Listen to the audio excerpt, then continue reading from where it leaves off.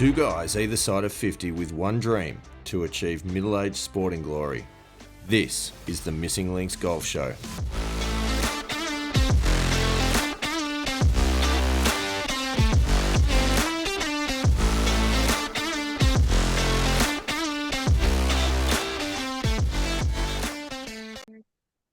Pilgrims, welcome back to the Missing Links Golf Show. I'm Steve Hinks and I'm joined by Andy Walker. Andy Walker, this is an exciting episode because it's a special edition. We've got a review of the literally just completed Open Championship. What do you think? Yes, we do. I was actually away for the last week, so I watched a lot of it whilst on holidays up on the wonderful Gold Coast of Nice. Australia. Yeah, it was a really good trip, and I know that in our last episode I was talking about maybe sort of pacing myself, and because I'd put on a few kilos, and yeah, that didn't happen. So I did put on a couple of kilos while I was away, and Still blowing out. This is so still good. still Great blowing to hear. out. So yeah, it's I've made a bit of a decision that I really need to get my health and lifestyle back on track. So It's just I'm gone off on. the rails in the second half of this year. I don't know what's Like going on. I was doing really well, like up until the Macquarie Links. I came out to the Macquarie Links and we had a few wines, and I was actually talking to my wife That's, are about it you on. trying to say it's my fault? Is that what That's you? exactly what I'm saying. Yeah. I was talking to my wife about it on the way back when we're driving back on Sunday afternoon. And I was talking that it all sort of fell in a heap on from the Macquarie Cup at Easter. And she said, well, you know that I went out there too and I drank and I ate a lot, that I actually stopped when we came when we came back home again. And you didn't. And I went, yeah, it's a good Oh, point. oh, But that's anyway, so good. I've So, decided that, yeah, now here we are, heading towards the end of July and the second half of the year, and I really need to do something about it. yeah, potentially you do. I mean, maybe you're not playing a lot of golf at the moment due to the injury, which is still Mm. lingering around. So maybe we should be pivoting from a golf podcast to some type of a health and nutrition podcast. Well, I did start again this morning. So first day back, did a workout, resistance training and macross trainer, and How much did started. that hurt? Oh, I did hurt a fair bit. Did a mobility session with Dynamic Yeah. Golfers, so one of the products that we support. So yeah, that was really good. So looking forward to continuing that journey, and I did hit a few balls in the high performance center, and yeah, not quite ready to come back and start actually playing golf at this point in time, because I No. did feel the injury sort of there, and I gave it a week. I thought maybe I could push a little bit, but yeah, as soon as I started feeling it, I backed off and stopped, and I only hit probably about 10 balls, so Yeah, wasn't this is good not at a all. good sign. This is not a good sign for your prospects for the month of July in No, Missing Links Golf Show Yearly Championship. I'm feeling no. quite confident, and I'm glad that I didn't extend myself too much with that round that we've been through. Albeit there has been another round of golf played over the weekend, but we're not talking about that tonight. We're going to No. save that for our next episode, because tonight we are here to talk about the Open Championship. Andy Walker, what I like to call the triumph at Troon. Mm, Some yes. lessons from the links, and I feel like somewhere in the background we need a little bit of bagpipe music to just set the theme for our trip, our virtual trip to Scotland. What a 4 days of golf it was, Andy Walker. Yeah, look, I mean, it was brutal at times. I mean, that second nine with the leaders on in the third round on Saturday afternoon, that was just full on. I mean, Shane Lowry, I think, found that out, that Troon, it's yeah, reared its ugly head, Bared and its teeth. yeah, bared its He teeth. um he made it to 8 under par Yeah, and then washed it all the way back to 1 under in the one round. yeah, yeah. It's quite Yeah. extraordinary. Yeah. Yeah. Quite extraordinary. And then shot, I think, 68 in round four. So he finished, I think it was only he finished about five behind Xander Schauffele. And yeah, he I think lost about six shots on the second nine on Saturday. Yeah, yeah. Saturday was brutal. That weather was something else, and like I feel like it had everything this tournament for a for a major for the last major of the year. It was so different to the other three that have come before Mm. in terms of the layout, the course, just the challenge, the style of golf that needed to be played. And in some ways, Andy Walker, I'm interested on your view on this topic, but in some ways, I felt like it was more relatable for we amateur golfers to watch than some of the other tournaments because it was actually more to do with hanging in there, remaining calm, remaining patient, taking the opportunities when they present, but just not allowing the blow up holes to, really get too far away from you. Mm. And we'll obviously talk a lot more about Xander Schauffele's performance. But the stat that I was actually really interested in with Xander's performance is he was one of the best. I think he was third in the field at like double bogey or worse avoidance for the Yep. week, Yep. which I think is actually a really, really critical statistic in a round of golf or 4 rounds of golf at a place like Troon when the wind is blowing and the rain's falling.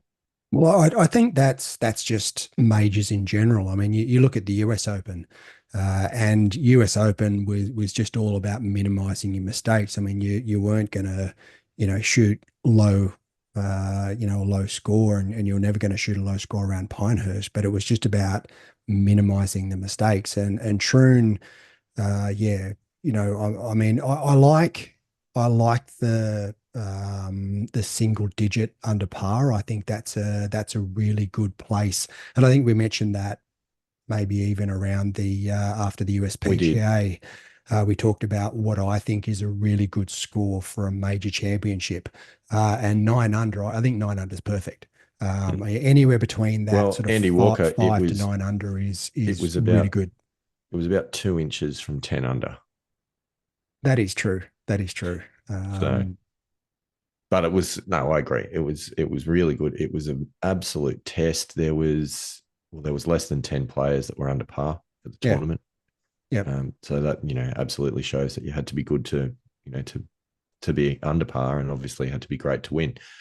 So I don't know where do you want to start this, Andy Walker? I think one of the themes of the breakdown here that we need to go through is obviously looking at what happened, looking at what Mm, transpired, but probably more importantly, looking at what we mm, and therefore the Pilgrims can learn out of the experiences that we mm. watched the pros go through over the last Yeah. 4 days. Well, actually, just bringing it back sort of a step or two, what I would like to do is just go through our predictions from last week, um, Oh yes, let's do to, that. to Let's see do that. what where everyone finished. Now, if I can go through yours first, I was listening to this um, earlier this morning, actually, and I was yeah, having a good chuckle and about and it. the Yeah. the first golfer that you said you thought was a really good chance was Ludwig Aberg or Yeah. Oberg. Didn't work out. Uh, Ended up nine over, missed cut.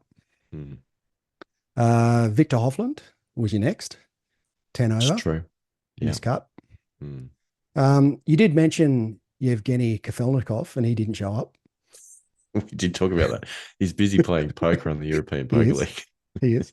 On a positive note, you mentioned the next one you mentioned was you didn't believe that Scotty Scheffler would win, and That's true. that's a big tick in the box. That's a big So tick. I got that one right. you got that one right. Yeah. Yeah. You thought Rory would actually run away with it I did. and be the victor. Rory finished plus 11, miscut. I do want to talk about Rory at some point as well in this because I've got a few thoughts on Rory. Yep. The next one you mentioned, you had a few that you mentioned you're Yeah. spreading it quite wide. Yeah. You mentioned that you didn't think Bryson would win. Yeah. We did talk about the live guys, and Bryson finished at nine over, miscut. There you go. I nailed that Uh, one. Now, Nailed in, that one. in in fairness, it's pretty easy tipping people you think won't win. Yeah, yeah, in a yeah. golf In tournament, golf, yep. given that Uh, only one person does. you were hoping to see Min Woo Lee do well. I was. +9 miscut. Mm. Still hoping. Yeah, and then at the last the last person you mentioned was Keegan Bradley because you thought he'd done well in the previous week to get the Ryder Cup I captaincy. thought he'd overachieved. Yeah, I think and you'll find that's what I said. he was +7 miscut. Yeah. Well, I thought he overachieved even to get in the field. Um, I did. There's one you've left out. I did also say that I did not think Cam Smith would do particularly well. That's true. That is true, and he didn't. Yeah, nailed that one. He shot one of the worst rounds, didn't he? He was just nowhere near it. Yeah, yeah. So I think my ability to tip players who are going to play poorly is spot on. Mm. My ability to tip players who are actually going to play well and potentially win the tournament needs some work, which means that we should probably look at your tips, Andy Walker. Yeah, so my tips and first off the rank, who I said I would like to see do well, and I thought would do well, Xander Schauffele. Wow. Drop the microphone. There it Yep. is. -9, winner, chicken dinner. Chicken dinner. Good Yeah, on you, Xander. yeah. Dominant. I did also say that I thought Rory would do well, and that was a definite cross out. Mm, He missed the cut. I thought Matt Fitzpatrick would go all right, and I mean he did make the cut, but ended up at +9, a mm. tie for 50. And the fourth golfer I mentioned, Scotty Scheffler, I didn't think was going to win, and obviously he finished at -1 and a tie for seventh. But I think I may have predicted the winner, Mr. Hinks. Yes, you did. I was listening to our previous episode just this morning because I wanted to just kind of recap where we got to Mm. on this. And you're right, you did absolutely predict that. We got Rory horribly wrong. But just to talk about Rory for a moment, is that I was basing that theory on the fact that I thought he might have gone away for a couple of weeks and got his head right and actually really Mm. processed what happened at Yeah. Pinehurst. I don't believe that that has happened. No, no, he Um, did not look in the he game at all. he just looks a shell of a human still. Yeah. Yeah. Um, I don't think that he has really gotten anywhere near where he needs to mentally Mm. um, to do much and to challenge. And this is a bit of a concern, I think, for Yeah. Rory, Mm. because I'm not sure that he's got the right people in his corner helping him with his mental approach to the game. Now, I know that's an enormous statement, Yeah. but I'm just not seeing the evidence that there is sort of any real productive mental work that's going on that's actually going to help Mm. him either get past the Pinehurst meltdown or capitalize on the next opportunity that comes his way. And Yeah. I genuinely think it's a concern. I really do. Yeah. Look, and it potentially could be a career ending moment for Rory in regards to winning another major. If he doesn't process it in the right way and process it positively and move on from it, then this could potentially be something that he carries with him for the rest of his playing days and will probably impact him for the rest of his life. I feel that it could. And I don't think that we're overstating it at this point. Mm. I don't believe that there has been the right way of processing the information. And he's yet to kind of come out and really own what took place, um, and use it as fuel and actually use it as a way of going off. I think we were talking about, potentially the approach might be that I've plumbed the depths. Nothing can be as frightening and feel as bad as what I've Mm. already been through at Pinehurst. Therefore, it can release me to go and perform in the next opportunity. I just don't think he's gone in that direction at all.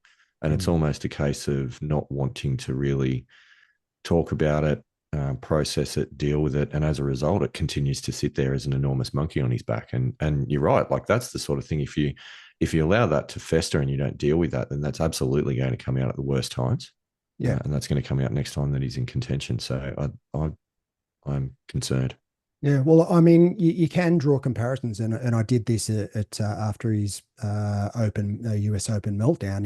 Is the comparison to Greg Norman? I think is Yeah, yeah, is very close that's right. because while Greg Norman like did win a couple of Open championships, I do believe that throughout his career, those times that he had the meltdowns really impacted his ability to win more majors. I And think so. certainly, the 96 Masters, I mean, he was, I understand, I believe that he wasn't particularly well that day. But even still, you look at, and it's a pretty extreme comparative. You look at Tiger Woods and his 2008 US Open win with a busted With a foot. broken leg or whatever it was. Yeah. Yeah. Yeah. Yeah, I just feel as though Greg Norman didn't necessarily use it you didn't use it as an excuse, but he certainly didn't have the ability to overcome a potential setback. And Yep. then ended up obviously, losing a 6-shot lead and lost by quite a, fair margin to Nick Faldo. So Mm. I see pretty a fairly strong comparison between what Rory's doing and what he's done over the past 10 years and what Greg Norman did in his career. And I think that Rory and Greg Norman, even though they seem to be sort of arch enemies when it comes to sort of the Live versus PGA Tour, obviously there's a lot of friction there. I think Mm. they've both got a lot in common. We're not so different, you and I. Mm, exactly. That is exactly Mm. what the situation is, I think. I agree. I absolutely agree. So, Rory, if you're listening, reach out to us at the Missing Links Golf Show. Potentially, we can help you to turn it around. We get you back on the path to winning majors in no time. It'll be Oh, fine. 100%. Yeah. Because we've learned a lot in the last 39 episodes. So I can't see why we can't sort Rory Can't sort out. him out. Yeah. Yeah. Speaking Okay. of people Yeah. that need sorting out, Scotty Scheffler.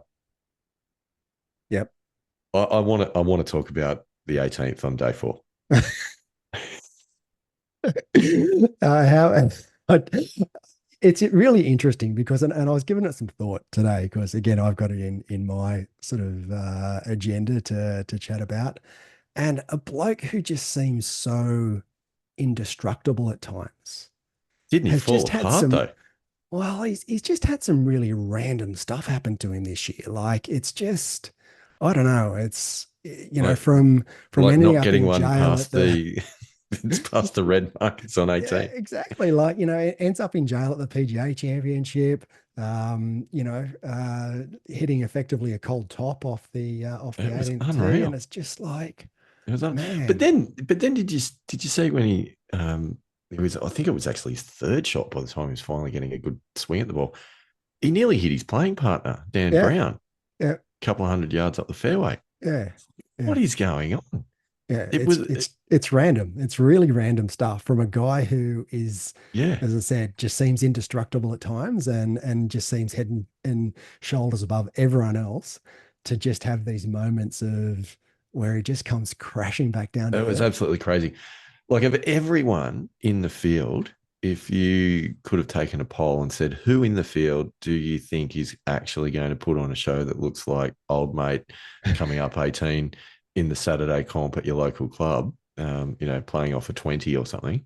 It's not Scotty Scheffler, but No, far out, he did a good impression of it. yeah, oh, yeah, phenomenal. But yeah, just really, really random. That's the only way I can describe it. Is just it's random. But not only that, on 9, he was just off the green for 2. And yeah, it's not technically a 4 putt because he was just off the green, but he hit it with his putter 4 times to Yeah, pull a double. yep, Like, it's Scotty Scheffler. yeah, just out of What is nowhere. going on? Mm. So I don't know. Parenthood? Do you think sleep deprivation is this what's going on?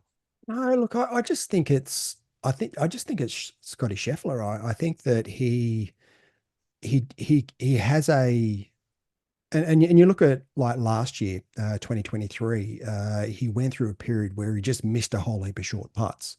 And obviously then He the did, yeah. media and everyone was sort of piling on. So he has a tendency to do stuff that the weekend hacker does at times. Yet then he puts it all together and he's unbeatable. No, So I think there's going to be this cycle with Scotty Scheffler where he's going to be unbeatable, and then he's just going to do stuff like that, which is yeah, it seems poles which apart, but it does, but I do think it's great. Like it's absolutely fantastic because Scotty winning every week, to be honest, was getting a bit boring. yeah, So good on him for bringing out the Saturday afternoon hacker, because that's just made him eminently watchable all over again. yeah. Yeah, and I still can't get past his footwork. Like some of his footwork over the back nine in the last round, I was looking at just going, wow, like how does he actually make contact? How does he stay Yet upright?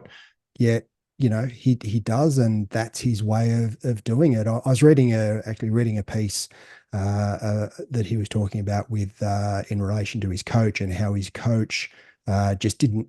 Apparently, he's always had this, really, random footwork, and his coach didn't change it because apparently Scotty Scheffler, when he tries to stay grounded and have his feet grounded, he said it just feels awful and he can't hit it.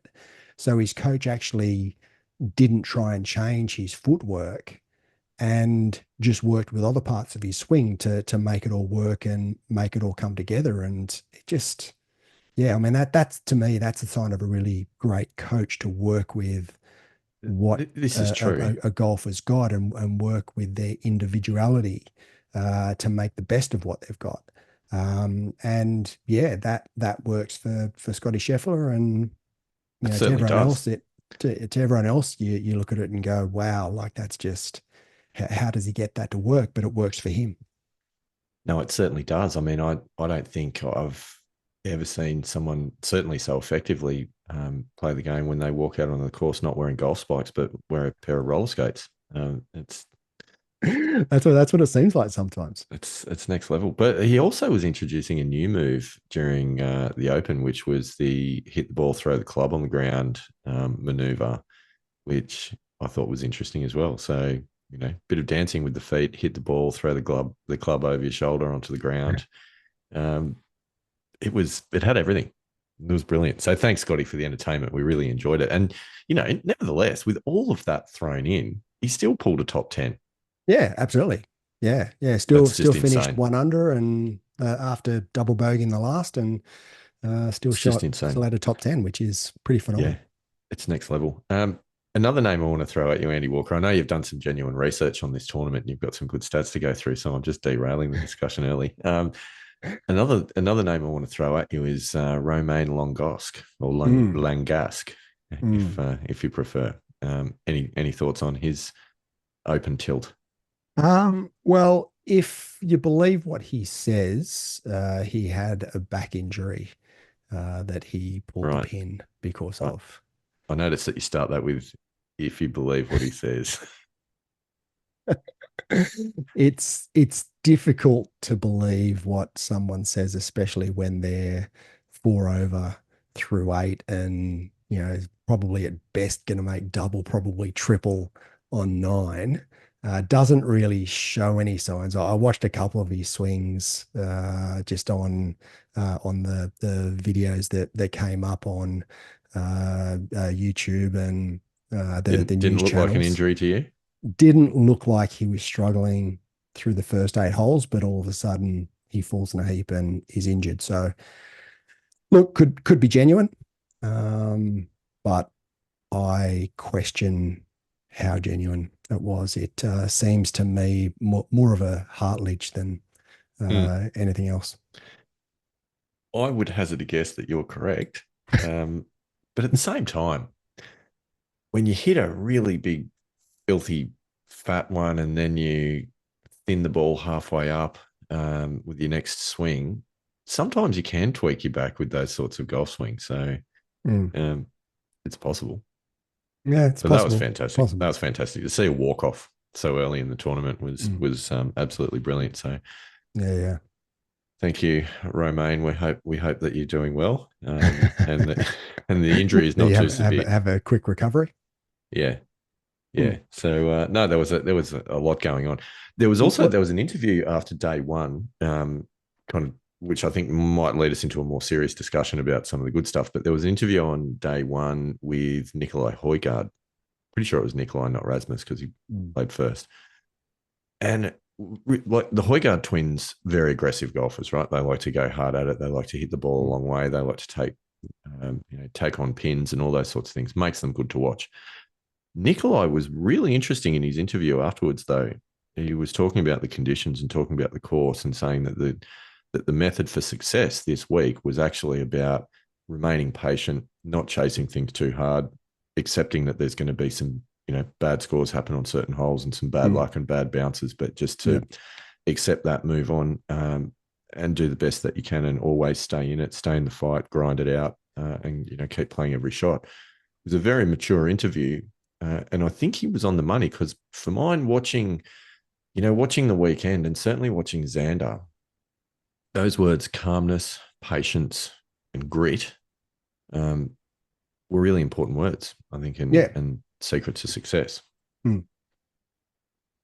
Thoughts, Andy Walker? Yeah, 100% agreed. I think that there are certain themes that came out of, well, the entire Open Championship. I think that, firstly, you look at Xander Schauffele, and Xander Schauffele, I mean, he his rounds were 69, 72, 69, 65. So he came home like a train in round four and really got it going. But, first three rounds were just very patient, played within himself, similar to what he said in the PGA Championship. He stayed in his lane, didn't do too much wrong, and just, was there or thereabouts in round four to give himself the opportunity to do what he did. Absolutely. I like the fact that you reference coming home like a train. That's exactly what Rory McIlroy did as well on the 11th, when he stuck a couple out of bounds in round two. Yeah, well, he didn't come home like a train. He came home on the train. On the train tracks, in fact. Yeah. Sam Burns in the final round as well also cleared the train tracks. I don't know if you saw that, but that was wild. Yeah. No, Sam Burns. Look, I like Sam Burns. I like how he plays. He just seems really tentative under pressure. I think that, I mean, I watched there was a PGA event earlier in the year where he was in front and sort of collapsed on the 17th hole, the one that the young kid just out of college won Nick earlier in the Dunlap. year. Yeah, Nick Dunlap. Sam Dunlap. Burns probably should have won that. He should have. That's right. But Yeah, he did. collapsed over the last few holes. He did. Um, Well, and I mean, he in just this seems a tournament, bit, yeah, just seems a bit, a little bit brittle. In this under tournament, pressure. he was in the second last group, so top four, shot an 80 in the final round. Yeah. I mean, in fairness, I'd be very happy with shooting 80 around Troon, but I also don't make my living from playing the game. That is true. So it was, I see your point. There's probably been a few examples of when he's been in a pretty good position and not closed the deal. He has won a few times on the PGA Tour, though. Yeah, he also in round one. So the first he was like, I'm just trying to pull up the scores now, but he went out in 41 in round one and then bogeyed 11. So he was 6 over after 11 holes in round one. Pulled it back for a 76, and then ended up being a chance to win the championship, and then finished the last 9 holes appallingly bad. But so I think his first 9 and his last 9, cut those out, and he would have had a really good championship. Yeah, good point. Well, Andy Walker, what research have you done? Well, look, I did a little bit of looking into the strokes gain performance of the top 5 golfers, being Xander Schauffele, Justin Rose, Billy Horschel, Tristan Lawrence, and Russell Henley. All right, Horschel, didn't he impress? And he's not really someone who I would have thought would seriously contend for a major championship. I mean, he's been there or thereabouts, but he was impressive. I was He really was. He was. impressed, and for him, he shot two under par in round four, and I would have thought that standing on the first tee, being the leader at five under, if you had said to Billy Horschel, here you Oh, go, 100%. here's two under. Do you reckon that's got a good chance of winning? He would have gone, thank you very much, I'm done. Absolutely. Absolutely. Without a doubt. He would have bitten that right off. But I also think, in fairness, I loved the grey cardigan in round four. Yes, yes. I was very much an admirer of the grey cardi. That was outstanding work, Yeah, Billy Horschel. Well done for bringing the yeah, yeah, grey knitted cardigan back to international sport. That yeah, was yeah. Look, the gutsy effort. I think we need the cardigan back because I like it. I think it's it can be done really well. Yeah, might even have one in the cupboard somewhere. Look out. Maybe. Hmm. So Look out. anyway, back to strokes gained. So, again, sort of broken down into, and I won't sort of dive into the nitty gritty of each of the categories, but just the summary categories that we look at, which is driving, approach play, short game, and putting. Mm. So, from a strokes gain perspective, Xander Schauffele, driving, he finished 15th in the field Mhm. for strokes gained at a strokes gained of 3.402. Justin Rose, driving, finished 11th in the field at plus 3.784. Billy Horschel finished 10th in driving at plus 3.895. Thriston Lawrence was actually number one in driving at plus 6.306. And Russell He, Henley finished fifth at plus yep. 4.588. Now, Tristan Lawrence, and I think it is actually a Tristan, even though it's spelt Thriston, Andy Walker.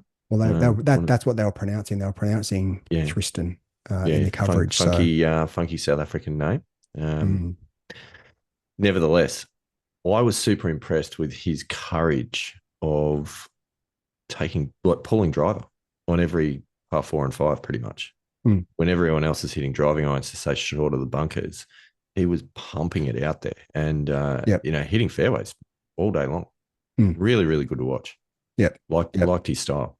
yeah, yeah. And look, I mean, I guess you can take the aggressive approach that he took. However, you look back through history and that bunker that he hit it into on 18. That's Oh, they called it the Greg Norman bunker because that was the one that he was hit it? his driver into Right. in the playoff and ended up losing to Mark Calcavecchia. Now, that was on my list actually to talk about that shot because yes, he played aggressive. He took driver, hit it into the bunker, stayed aggressive, Mm, and went for the green from the fairway pot bunker. Great effort. Smoked it straight into the face of the bunker. yep, yep, And it actually nearly hit him in the head on the way backwards yep, and nearly hit his club on the way through and yep. missed everything and actually popped out the back of the bunker from where he then got up and down for par. Yes. Yeah, I Just did see what a that. hole. Yeah. Yep. Yep. Unbelievable. Which is not what Greg Norman did. No. Um, but that I think that was just entertaining golf, like he Mm. went for it at every opportunity. Still made Yeah. par. Look, I think it's high risk golf. Oh, do you reckon? I don't necessarily think that it's conducive to winning consistently. I mean, look, you look at say, Bryson DeChambeau and he's ultra aggressive and yes, he's won two US Opens and that's great. But then you look at his performance, during this past week and not quite up to his US Open performance. And whether it's, there's a Yeah, yeah, yeah. little bit of a sort of lag, you know, from his US Open performance, and he just hasn't sort of quite got his mental focus back, or not. I mean, yeah, there's I guess you could look at it from that perspective, but I think that when certainly a golf course like Troon, where you've got to be straight, I'm not convinced that taking driver all of the time is the best approach, even though obviously it worked Yeah, for, well, Tristan Lawrence. I'll call him Tristan. Tristan. Mm. We'll just call him Lawrence. Yeah. Probably easier that way. Call him mate. Old mate. Um, I think it depends on like it's your individual strengths and weaknesses as a player, obviously. And I Mm. think for him, he probably looks at it and says, I feel more confident with the driver in my hand than I do with the driving iron. Mm. Yeah. And And I and mean, if that's the if case, that's the then case, yeah, and grip it and rip it, like yeah. why not? And he did so very very well. But you're right, like there's more risk. You're hitting the ball further, and therefore there's more Mm. risk of it going offline. Mm. And if that happens, you're going to post big numbers. But if it's online, it gives you a big advantage. And you do on your day, you're probably going to win. Yep. On a bad day, you miss the cut. So I agree that that happened with Bryson. But I would also sort of point something out that was something I was thinking about whilst watching the coverage, and that is that with all the conversation about um, distance in the game and rolling the ball back. And we've had a few conversations about this. And obviously, Sasha McKenzie added a really good perspective to this as well. Yeah. But Yep. with all of this discussion, what we saw at Troon was that no one was able to overpower that course. No. And and people actually, because of the course design, were often not hitting drivers Mm. off the tee, and they were forcing them to lay back into certain positions, and then of course longer approaches and a little bit more sort of skill from that perspective. So I mean, I feel like there's an argument for course design in this whole discussion as well. Yeah, for sure. For sure. 100%. And it's not about course design in terms of lengthening the course or anything like that. It's more about the placement of hazards. Yeah. Those pot bunkers as fairway bunkers, they are genuine hazards. Yeah, yeah, that's you You cost a can't go shot. for the green. Yeah, it's Yeah. effectively one shot because you've either got to play sideways, backwards, or hit a wedge out, you know, 50, 60 yards down the fairway. Yeah. So, whether or not there should be a bit more of that. I mean, obviously, links golf is different to a lot of the courses in the US that we see a lot of the Mm. tournaments played on a weekly basis. But a lot of those fairway bunkers that are pretty flat, and you see people at times hitting three woods out of them, Mm. and quite often you actually able to get a bit more action on the ball hitting out of a fairway bunker. So it's not even a penalty. Yeah, yeah. Um, Yeah. so Well, I it's don't it's know. interesting because there was a couple of I saw a couple of shots. One was Robert McIntyre on the 18th. I think might have been round three, where he hit his drive up the left hand side, and it ended up about maybe a foot to the right of one of the bunkers, and being a left-hander. Yeah. He either had to stand in the bunker and Yeah. effectively have a baseball swing, but he ended up trying to play the shot right-handed, which was really an Mm, interesting choice rather than just pitching it out sideways and then maybe having a wedge or nine iron into the green. He ended up almost shanking it into the grandstand, and yeah, I'm not sure if it got up and down, but yeah, then I think it was either the third or maybe the last round. Daniel Brown, the English guy, who was in the lead or thereabouts for a lot of the tournament, he did the same thing where he hit a driver up the left hand side of one of the fairways, and he was about a foot to the right hand side of the bunker. mm, And again, he had to do the same thing, like either stand in the bunker. He ended up just pitching it out. We might have pitched it out backwards, but yeah, he was in a similar position. So you're right; those bunkers are strategically placed to a point where you don't even really have to be in them, and mm. it's a hazard. It's a genuine Yeah. one shot penalty hazard. It is. It is. I think Phil Mickelson had a similar adventure on maybe day three. Essentially, Yeah, he hit a hybrid as a baseball swing, and yeah, Yeah. Yeah, Oh, thinned look, it quite. I'm sure there was plenty of them in the field, but they were the sort of the two It's that I good. It saw. was good to watch. Yeah, yeah, yeah. It's definitely good to watch. So with driving, the average of the top five was 8.4. So you've got Xander was 15th, Justin Rose 11th, Billy Horschel 10th, Tristan Lawrence first in driving, strokes gained, and Russell Henley fifth. So the average was 8.4. So top 10 for strokes gained with driving for the top five, which you'd expect. So approach play. So Xander came second in the field for approach play at plus 10.061. That is ridiculous. Justin Rose came fourth at plus 7.186. Billy Horschel came fifth at plus 7.175.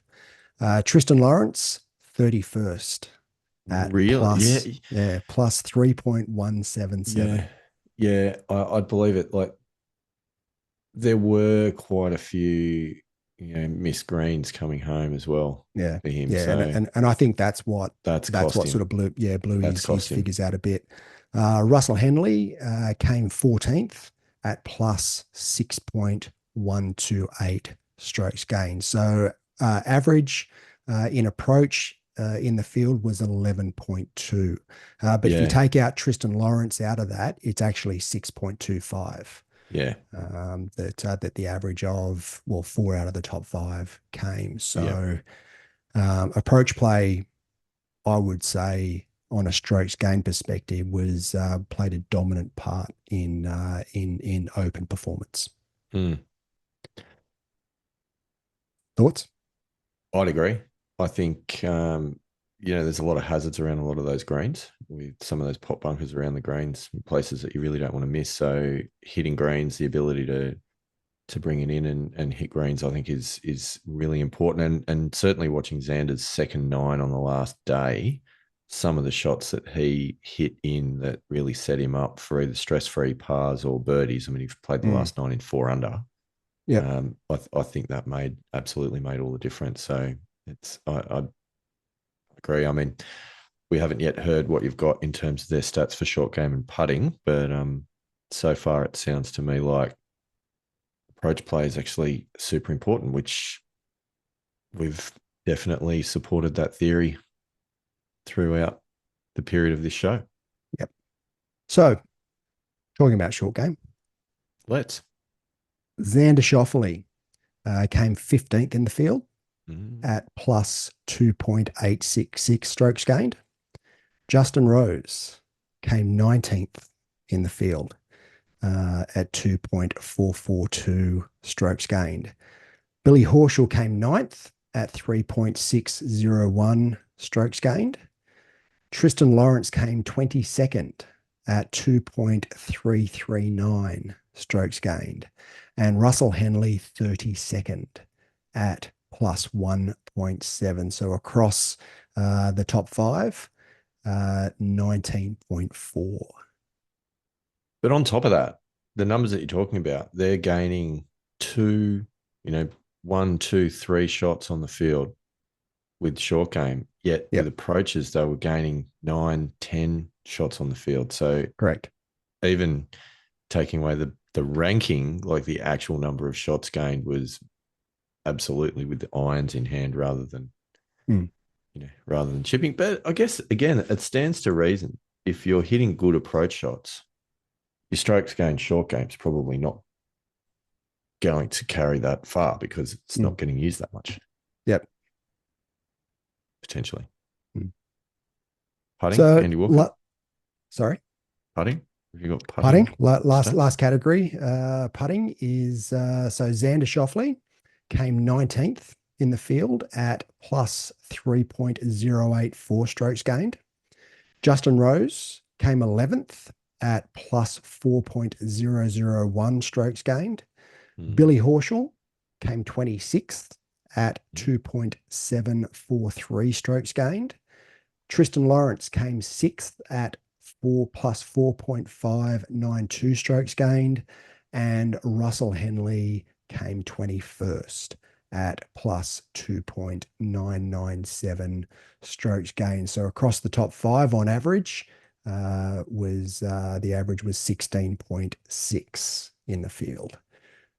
So again, sort of dropping out of the top 15 for both short game and putting, but well inside the top 15 for driving and approach play. And if you take out the Tristan Lawrence anomaly of 31st in approach play, it's actually top 10 and well inside the top 10 for both driving and approach play. What do we make of this? Mm, mm. Well, it's interesting because I've started listening to John Sermon's latest book, Mm, his audio book, and he's very much a big, well, mainly approach play, really, for certainly a strokes gain perspective and improving your game and the consistency of your game. He talks about your approach players being your scoring shots, and that's where you're going to improve the most and lower your handicap the most. well, it is. I mean, really, because unless you're driving in the trees and chipping out, like assuming all things considered, assuming that drives are in the fairway or at least giving you a shot at the green, if you're lasering your approaches, you're giving yourself birdie putts. Mm. If you're playing really good chip and pitch shots around the green, you're giving yourself par putts. Yep. So the potential for impact on your score is, you know, from a positive perspective, approach play is incredibly important. From the perspective of protecting you from blowing out a score when you've made an error, that's where short game, I think, it is really important because it will enable you to scrap and stay in it. But Mm. absolutely, Mm. if you want to be if you want to be winning tournaments, I think you're going to have to be hitting good approaches. You're going to have to be in play off the tee, and you're going to have to be hitting good approaches. Mm. Otherwise, you're just Mm. making pars. Mm. Well, it's interesting because and I listened probably a few weeks back now. I listened to Mark Brody's Every Shot Counts in audiobook, and he's got some really interesting stats around what makes a successful tool pro. And if you're talking about the best tool pros and the most consistent tool pros, it's all about approach play. Like, yes, driving is important, and that's part of it, but your approach play is your scoring zone. And he said that's Tiger's scoring zone. He was so Mm, good at approach play that he put himself, in that zone of being able to score. He then goes on to say the guys that win, they've got their driving and approach play, consistent, but it's when their putting and short game are on, that's when mm, they go on to win. mm, But not necessarily on a week to week basis are they at the top of their game with their short game and putting. mm. That all makes complete sense. Absolutely. So I think again, we're really highlighting conventional wisdom, and you see it all the time in the tips on Facebook pages. Is if you want to get better, practice your short game, short game, short game. It's all within 100 yards. Not untrue, not untrue, but realistically, if you want that handicap index to drop, you've got to get your ball striking under control. Mm. Yeah, and that's what it seems to me in starting to delve into or get an understanding of what strokes gained is, and you know just the insights that strokes gain gives you is to into what the strengths of your game is and where you're performing. Mm, To me, it seems really obvious that driving and more specifically approach play is really your scoring zones, and getting the ball in play off the tee and getting it to within, a reasonable vicinity, either on the green or around the green. Yeah. rather than, hitting it out of bounds or, hitting it into hazards. I mean, you can lose a lot more shots from tee to green than what you can either around the green or on the green. So if you've got the focus of improving that part of your game, that's going to deliver the most benefits, and you're going to improve your game a lot more with those aspects of your game. I mean, the problem is that also that probably takes the most amount of time. Swing changes and developing and improving your swing takes an enormous amount of time, whereas short game and putting, tends to be the low hanging fruit where you can improve your short game and putting quite quickly and take some shots off. Mm. But to deliver the big gains, that's where you need to drive the ball well and have your approach play zoned in. So just on that, right? Like I know my personal journey from say mid to low teens, Mm. actually mid to high teens, but in more recent times, say mid to low teens to single digits. The thing that's driven that has been ball striking improvement. Yep. We've been through this. We've looked at the improvement on strokes gained stats on approaches, and I think I've gone from losing 5 to 8 shots around on approaches to now it's down at around 2, and that's been the difference. Everything else hasn't changed that much. Short game stats haven't really changed that much. Driving stats haven't changed that much, but approach plays has changed a lot. But the point that I kind of really want to come to is what you're talking about. It's the one that takes the longest time to change and Yep. to fix. Um, I don't know that it takes as long as actually quite often what people think. I guess it depends on what your issue is that you're dealing with. But there's a difference between fixing swing flaws, which sure for someone hitting banana slices or duck hooking or whatever, that's probably necessary. But for a lot of people, it's actually consistency of contact on the face that's the issue, and Mm. mishits, fats, thins, toes, heels, those sorts of things, which might not necessarily, it might be a swing issue, but it might also just be about building skills of being able to find the center of the club face more often. The only way to do that is to hit a lot of golf balls. Yeah. But doing that doesn't necessarily have to take a long time. And I think what long-winded way of saying get yourself a high performance net center in the garage, because Yes.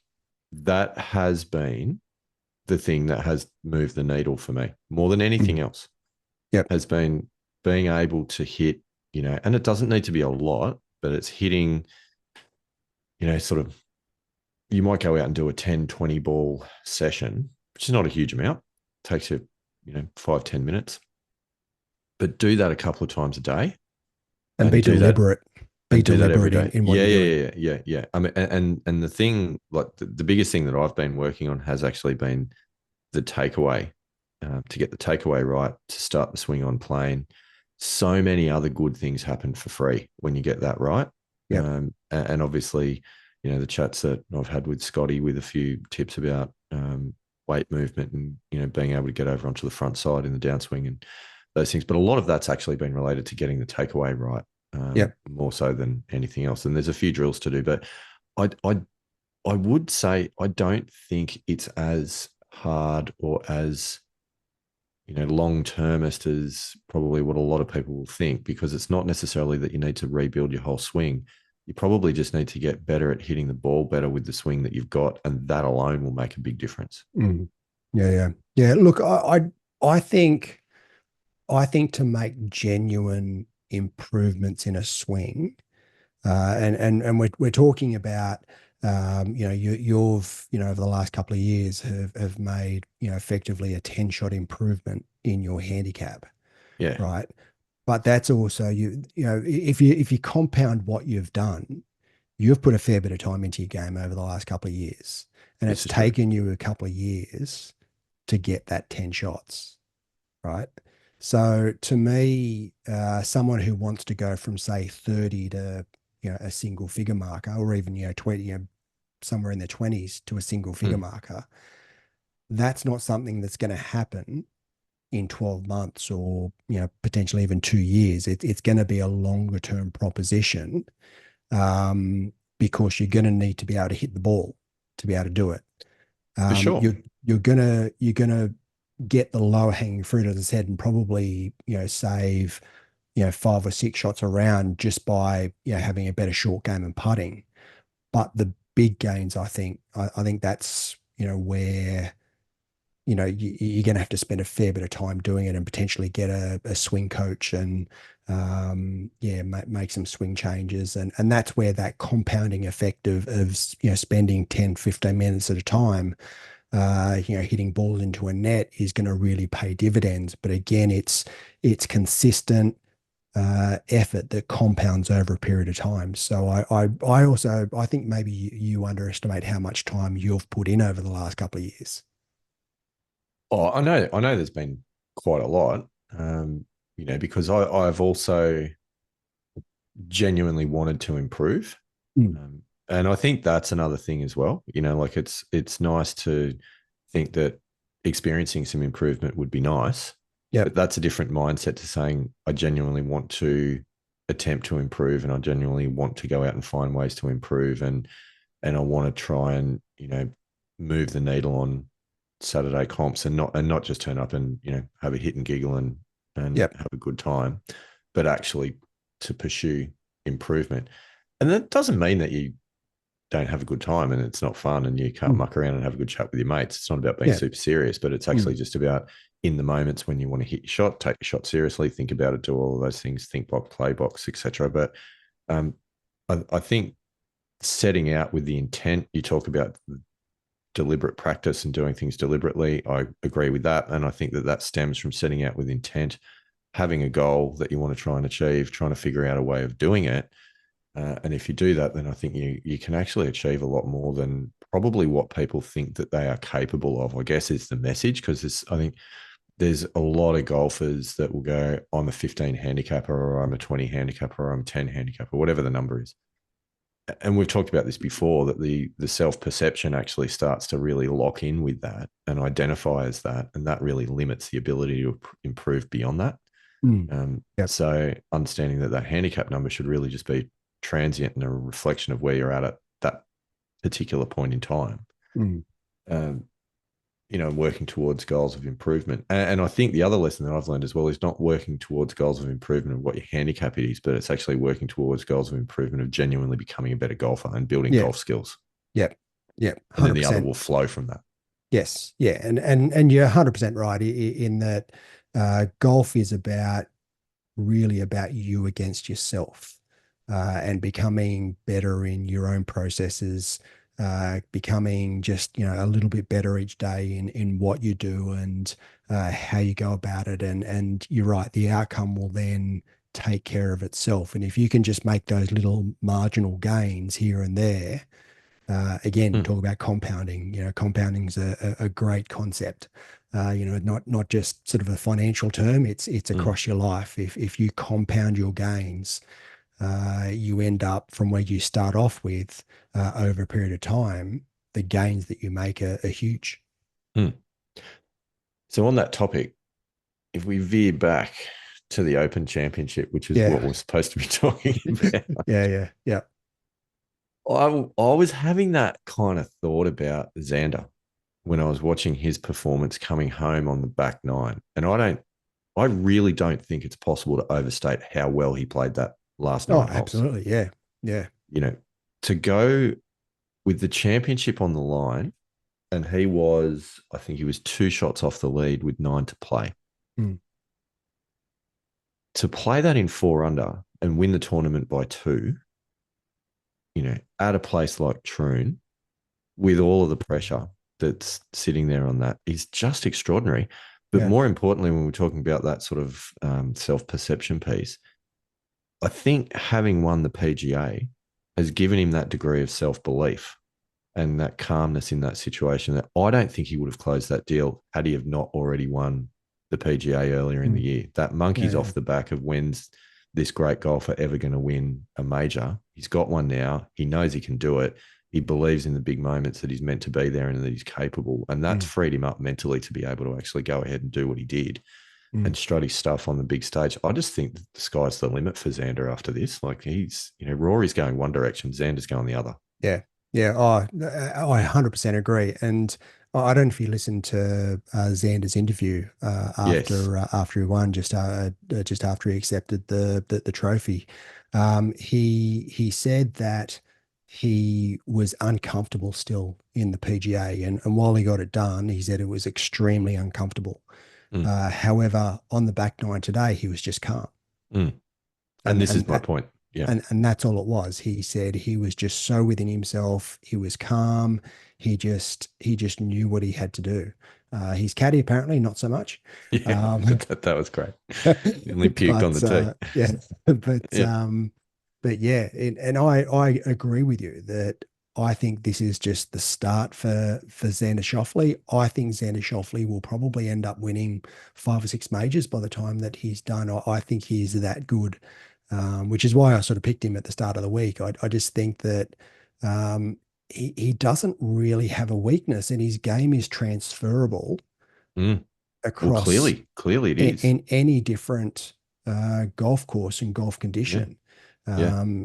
It's just, yeah, I'm super impressed. I love the way he goes about his golf. Can he win a second gold medal at the Olympics, Andy Walker? Yeah, well, that's going to be an interesting one. I'm not sure. I wouldn't put it past him. I certainly think that after winning the Open, I think you've got to sort of come down Mm. a peg or two. I mean, but you look at someone say like Tiger Woods, who's a once in a generation player, and he didn't have those come downs, but most people who are human that they Yeah. do sort of once they reach a peak, there is a little bit of a trough after that. So whether Xander can, you know, get over the line for a second gold medal immediately after the Open Championship, I'm not convinced about that. I think he'll probably take a breath, as he should after winning 2 majors this year. And Are you backing him um, out? Is that what you're telling me? yeah, I don't Can't I win? don't think. Written him off? Well, no, I would never write him off. I wouldn't say he can't win, but I certainly think that, yeah, it's understandable if he just, yeah, he doesn't perform as well as what he has over the last couple of months. So, looking at his majors season, Mm, he's won two yeah, and top 10 in the other two. yeah, it's a pretty good season, isn't it? Like, honestly, that's that is seriously impressive. Yeah, That's yeah. not one off. That's not one good performance. Like But that you is look at his seriously major impressive. performance, over the last, It's always been good. 7 or 8 years, and his Yeah. major performance has been phenomenal. It's actually quite surprising he hasn't won prior to this. I feel But like a lot of given, people have been saying that. yeah, well, that's yeah, pretty much par for the course, and Yeah. that monkey that was on his back before the PGA Championship. However, you're right. I think that this will open the floodgates up, and he's got two. Wouldn't surprise me if he ends up being 5 or 6, and wouldn't surprise me if he's our next slam, all 4 majors. Well, I was going to ask you this question. Who wins the slam first? Xander. I haven't given you the other options. I think you know where I'm going. Here's my choice. Rory, It ain't gonna be Rory. Go on. Jordan Yeah. Spieth, No. Scotty Scheffler. No. Which one does Scotty not win? Um. I think that I think Scotty Scheffler's game transfers across all majors and across most golf conditions. I just don't think that he will get there as quickly as what Xander does. I think now that the floodgates have opened for Xander, I think that he will do it, and he'll probably do it pretty quickly. Who finishes with more majors in their career? Xander. Wow. Let's be cool. Okay. Any other questions? No, I like these questions though. This is Of course, good. the answer's Xander. Xander. Oh, I love Xander. How good Yeah, Xander? Yeah. yeah, yeah. There's no man crush there at all. No, no, not at all. Um, Well, yeah, on his golf game anyway. uh, anyway, I mean, it's fine. You hit it here first. There's a couple of other things I've got on my list that I want to ask you about. John Rahm showed Mm. some glimpses. Yeah, he did. He did. I certainly think that, and I know, there's been a lot of live bashing over the last couple of years, but Not on this show, Andy Walker. Not on the I, Missing Links Golf Show. There hasn't. I certainly think that, it's been shown that it's not impossible to win majors, but I think that it's you're putting yourself at a disadvantage to win majors by playing on the live tour. So I think that Rahm not playing, the tournament, the 4 round tournament golf week in, week out, I think that puts him at a disadvantage. And, he's more than capable of winning another major, same as obviously Brooks Koepka and Bryson DeChambeau. They've proved that it's possible. Um, but I, I honestly think that 4 round tournament golf is a different beast to, a 3 round exhibition game. Yes, we do know your views. I actually think Rambo's issues, and he had a better showing, obviously, in this tournament than he has in some of the others lately. But I think Rambo's issues are actually swing related at the moment. Yeah, right. Um, so I'm going to apply my expert opinion Mm. to John Rahm, but I don't remember seeing him as laid off in his backswing as what he was this He's weekend. very laid off at the moment. I did notice that. I Yeah. must admit, yeah. I don't know. I'd have to. I haven't done a swing analysis from, a couple of years back to what he is now, but I did notice he's very laid off. Yeah, it was like to the point of awkward. Mm, So I can't imagine that something that extreme, like if you're that extreme across the line at the top, there's going to be issues. So I can't mm. imagine that being that laid off at the top is a good thing. So John Rahm, if you're listening, um, it's all about the positions at the top of the swing. So get yourself a mirror, maybe a bit of video analysis, or reach out to us here at the Missing Links Golf Show. We'll give you a bit of swing coaching. So who knows? We're going to sort out Rory's mindset and John Rahm's swing. Excellent. Um, Other stories I think that came out of the week, Andy Walker, the showing of the Aussies, Adam Scott and Jay Day rolling back the clock.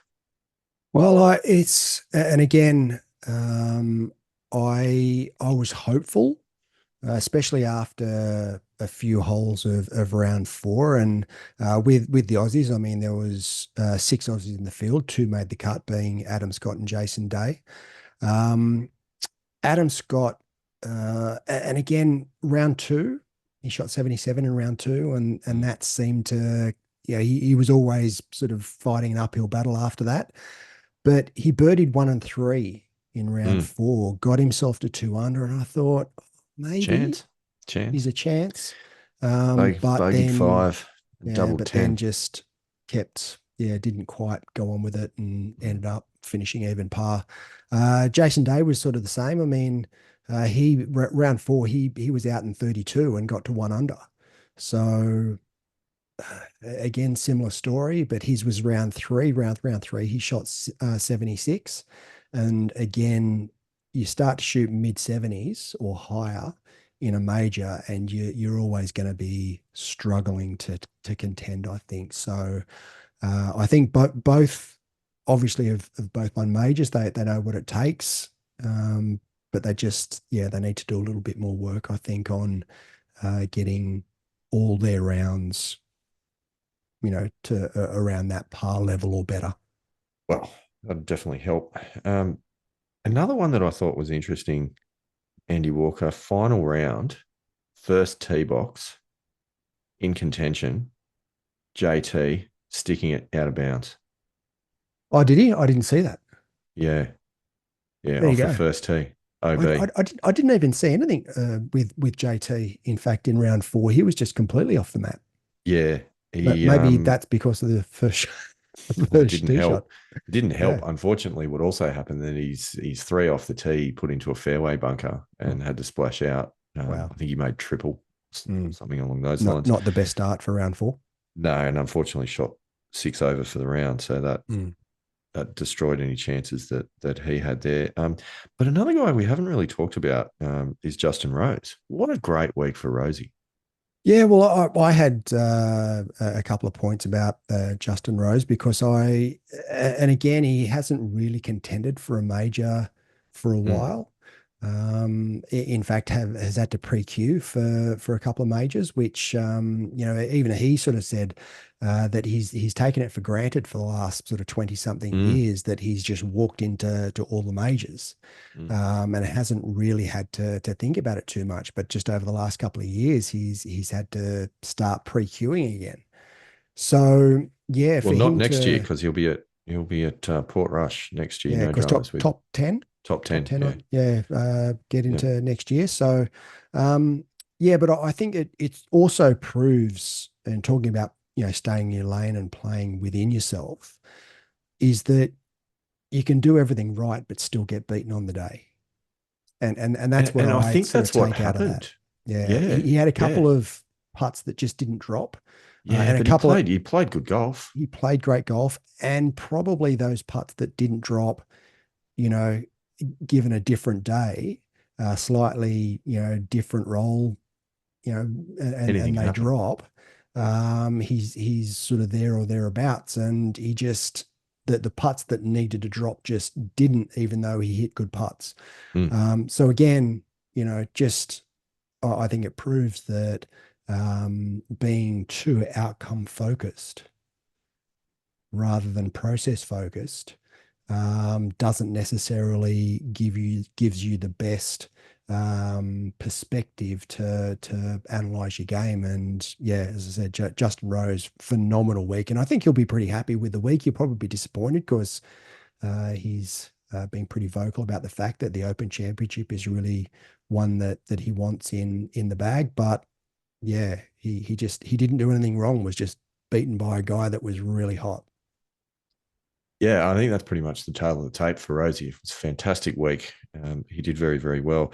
You talk about people that really want a certain tournament on the resume, and one that I do want to raise. It wasn't this tournament; it was the week before, which was the Scottish Open, and Bobby Mm. Mack. What an Yep. effort Yeah. up at Renaissance! That was incredible. So good to see. Very, very fortunate ruling in the rough on 16. Yeah. But a But sprinkler head's a sprinkler head, I suppose. you've got to take those, I guess, rulings and when things go your way, when those 50-50 calls, you get them, you get the rub of the green as it would be, you've got to take advantage of it. And he did. And, good luck to the guy. I mean, look, I would have liked to have seen Adam Scott win, obviously being an Aussie, but yeah, I mean, Bob McIntyre completely deserves it, has come forward in leaps and bounds over the last couple of years, and obviously won the Canadian Open earlier in the year for his first PGA Tour victory. And yeah, great golfer, Yeah, it was thoroughly good to deserved. see. It was good to see. And I think obviously he was always going to battle to contend at the Open the week after, because I'm fairly sure that he came straight from the pub to the first round of the Open at Troon. Yeah, he did Um, mention that that's what he was going to do. So, yeah, but um, fair but he had a play. good week. Like I don't think he would look back and be disappointed with what he did because he played some good golf at the He Open. did. He did. He did, and it'll be good to watch his career unfold. Hopefully, he continues and continues to develop, because it's good to see lefties that are out there contending and winning tournaments. Mm. Andy Walker, there's one last sporting event that we haven't covered, and we probably should give an update to the Pilgrims, particularly those from, say, the UK, the US, Europe, parts of the world that don't necessarily follow the rugby league in Australia. But the series decider last week was played Yes, it uh, was. in Queensland, state of origin. I'm talking people, rugby Mm. league, New South Wales, Queensland. Yes, Went I into the was in game. enemy territory last week for that round. Yes. I was interestingly about an hour before kickoff at a pub, just getting a bit of takeaway, and about half a dozen, and they're all females in their maroon jerseys, walked past, being quite vocal, and I was very tempted. I didn't, but I was very tempted to go Hold the it in. Bucks. Hold it in. But, Mm. ladies and gentlemen, very happy to announce that New South Wales Blues were victorious 14-4 on enemy territory after going 2-0 down with a penalty goal. Couple of things I've never seen before in a game of rugby league that happened Mm. during that game. Yeah. One of those is New South Wales electing to kick for goal to take the two when awarded a penalty on the sideline. Yes. Yeah, that was a big call. That was a big call. Kicked the goal, tied it up. That was fantastic. Another thing that I have never seen in a game of rugby league, and that is a referee calling for a penalty try for something that's happened 40 metres out from the try Mm. line. Yeah, yeah, yeah. No, that was yeah, a bit of a questionable call, but I Sanity guess he's got to, prevailed. yeah, you got to dot the I's and cross the T's. What about a someone from the bench coming in for a get Yeah, involved in a melee yeah, and then yeah. getting sin binned from the bench, and one of the One of players his who other was on the mates has field. to, has to do the sin bin. Can't say I've seen that How funny before was either. that? Yeah, yeah, Particularly yeah, when the entire bench of the other team were already involved in said melee. yeah, But yeah. let's not split hairs on that fact. No, no, no. Yeah. And the bloke who was it that was the reserve, who was in his suit and tie, and got involved as well, and got banished from the field and had to Ejected. sit the rest of the game in the change rooms. Yeah, it was quite something. Great game, fantastic game of footy. And I've got Mm. to say, like all jokes aside, with refereeing and various decisions that were made, it was one of the toughest games of footy I think that Yeah, I've seen in for a sure, long, long time. Like that for first sure. half was next level. Yep, yep. So No, no. Look, I really like what Madge Maguire has done with the New South Wales team. I think mm, he learnt very quickly after game one. mm. I think his selections in game two and three were excellent. I always questioned Freddie Fittler's selections over the last couple of years. It seemed to me that he wanted to have his mates in the team rather than the best players for the job that needed to be done. So Um, with that approach, and I agree with you, mm. maybe Freddie Fittler could be a chance for US Ryder Cup captain in the future. Maybe, maybe. He's got the Yeah, selection criteria down pat. not, yeah, not convinced that the nationality is going to fit, but Not sure uh, about Freddie's golf knowledge either, to be perfectly yeah, honest, but well, he could pick his mates and yeah, get a similar result. well, yeah, and that's yeah, that well, yeah, coming back to the Ryder Cup because again, that seemed to be obviously what Zach Johnson did last year, Mm. and maybe having Keegan Bradley as captain will just completely eliminate that, and maybe that's part of the strategy. Well, Of, from of what I've putting Keegan heard, Bradley in, and Keegan Bradley's going to go in and go, well, this isn't a mates club anymore. I'm going to put the best players in for the job that needs to be done. that seems to be what he's saying. And from what I've heard, he is very, very open to picking the guys from the Live Tour. Yeah, yeah, and so he should. Like, Yeah. you see the talent in the US team that's on the Live Tour, and why wouldn't you consider those guys if they're eligible? Well, and they are eligible because at the end of the day, it is not the PGA Tour against Europe. Mm. It's the USGA Yep, against European golf. yep, And then therefore any bans of PGA Tour or any of those sorts of things is irrelevant in the mm. selection criteria. Now I can Yep, already hear the screams of disagreement from some of the pilgrims, but I think deep down, why would you not pick your best players yeah. if they are legitimately your best players? And I mean, Mm. Bryson having won the US Open, it's hard to argue that he's not in Well, the he, top. he's got to be a walk up start. Surely Yeah. he's got to be a walk up start. And you'd have to pick Brooks Koepka. I mean, he's just too good to leave out. And then you come back to the PGA guys, and you've got to have Xander Schauffele in, you've got to have Scotty Scheffler in, Yeah. you've got to have those high performing players in. And then look, I understand, there needs to be a team culture, but the guys have got to be able to perform as well. And that's where I think, There is, I think there is a very big difference between a positive team culture and a mates club. yeah, yeah, Very yeah, big and difference. yeah, yeah, I agree with that. So it's very interesting to see where it goes. Has the European captain been announced, Um, or is Luke Donald having another run I'm not sure. after Haven't being really heard too successful? much about Pilgrims, let us Europe. know. Mm. Let us But know. yeah, I mean, coming back to rugby league and state of origin, that's what I thought that Brad Fittler's team was over the last couple of years. It It was a was. mates It club. was. It was. It wasn't That's it why wasn't the Tedesco was being best picked at players. fullback instead of Yeah, Dylan Edwards for the last 3 yeah, years.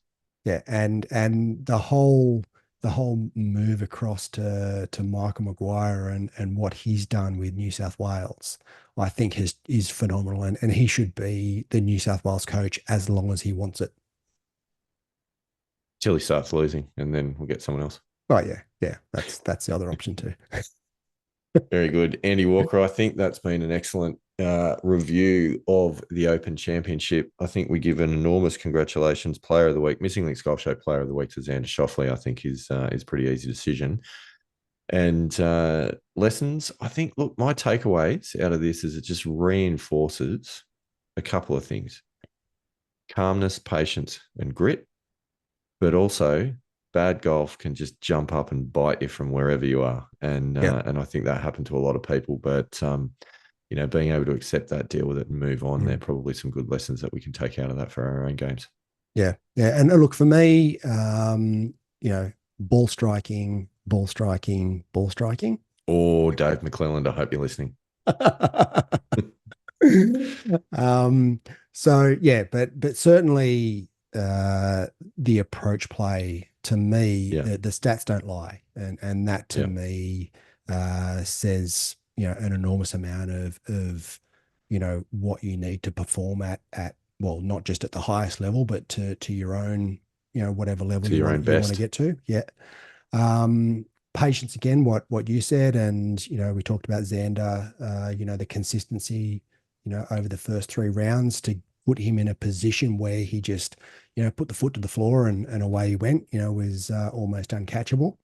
Mm. Um, I also think that, and we just talked about Justin Rose, you can play phenomenally well, but that doesn't necessarily mean that you're always going to win. You can play your best and still lose, and that's part of the acceptance and part of the game and being able to accept all results. But then I look at someone like Shane Lowry and the fact that in round 3 he's had like 5 over in the second 9 holes, but then able to bounce back and shoot 68 in the last round. That resilience and that ability to just not give in, and I guess grit is probably part of that. Still being able Yep. to back yourself and shoot a reasonable score, even though and it's going to happen in 4 rounds of golf. Is there's going to be stuff that doesn't go right, and they were incredibly difficult conditions than on the back nine on Saturday. Oh, horrendous, horrendous. And he was able to pick himself off the ground and still put himself back into contention to give him a chance to win. I think that's just a great model to be able to follow. Totally agree with all of that. And I think that probably brings us to the close of the triumph at Troon. Some lessons from the links for all of you out there in the caravan. And Andy Walker will be back again on the microphones in the not too distant future because there is a round of golf that we need to unpack that has been played recently, but Not we don't from really me. have not from you, no, from me and Pilgrims. It's one to listen to. Yep. Look But forward to that. yes, but I think we'll see you all again in the near future. Yep. rock out, Pilgrims.